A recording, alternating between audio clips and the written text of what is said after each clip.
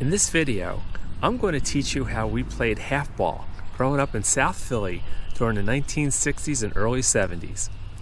We'll cover the equipment, the playing field, the rules, how to pitch, and how to hit. Stay tuned. Just like any baseball game, you need to have at least two pieces of equipment to play. One is a bat, and the second thing is a ball. In our case, to get a bat, you had to go find your mom's old broom. All right, and when you found that old broom, you cut the broom head off to length, and that became your bat. So you ended up with something like this, and this was your bat. Now for the ball. They used to sell things called a pimple ball back in the day, and you could go to the corner store and get one for about 15 cents. And over time, the balls would they get a little squishy and they would lose their air. And that was the point where you had the opportunity to cut that ball in half, and now you can play another game with it, half-ball. So let's look at the ball part of the game. I dug through my garage and I found some things that I had from about 45 years ago. Let's take a look.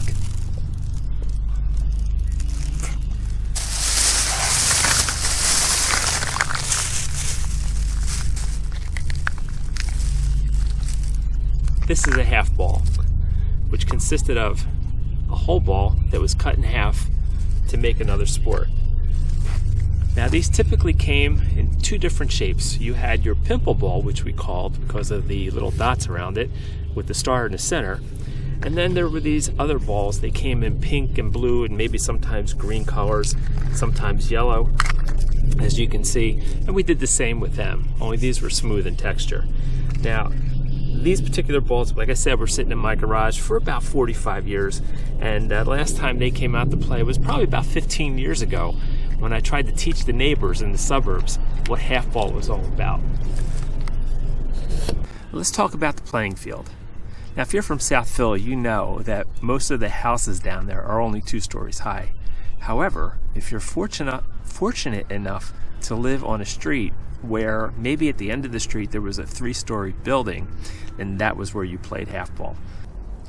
The playing field was usually on a side street in South Philly where there was 1 lane for parked cars and 1 lane for driving cars. And one team stayed on one side of the sidewalk, and across the street, the other team were the batters. Now, you could only have one person on a team, so you could play one against another, or you can have multiple players on a team. That didn't matter. But the premise is that you got one swing and you were either out or you got a hit. So if you swung and missed the ball completely, you were out. Now the hits were gauged like this.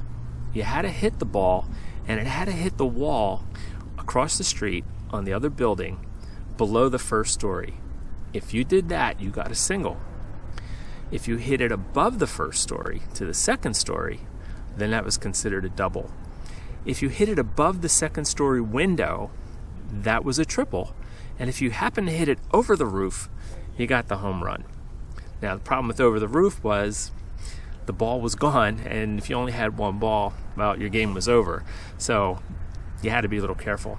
However, if you were fortunate enough to live on a street or an area where there was one building that had 3 stories, then that's where you played, because this way you play a little bit longer.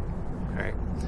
So that's the basic rules for scoring. Now, if the ball hit the wall, the team that was on defense can run and catch it before it hits the ground, then you are out. So that was basically it. 1 swing, 1 out, or a hit, 9 innings.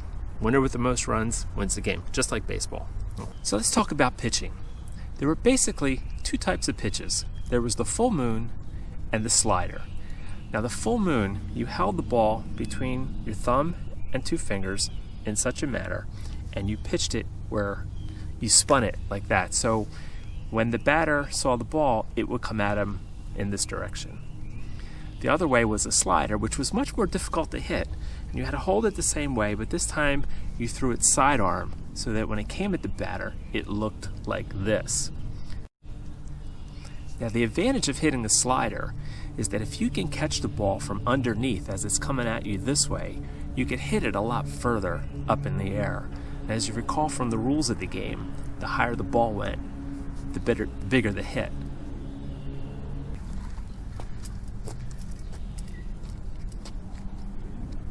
The full moon.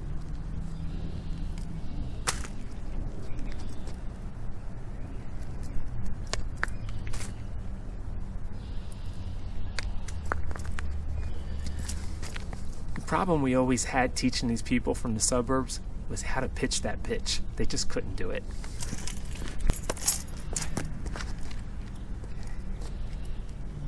The slider.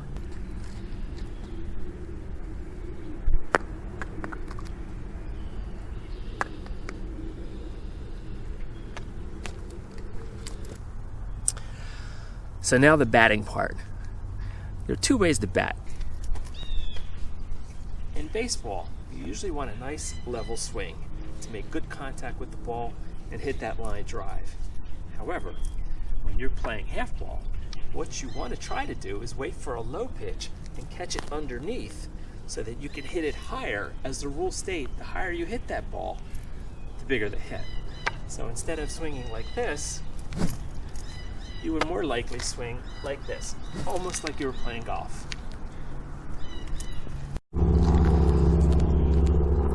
Hey, I hope you enjoyed this little trip down memory lane, going back in time for anybody who's old enough to remember those times back in the 60s and the 70s when we played half ball almost every day or whenever we had an available ball to play with.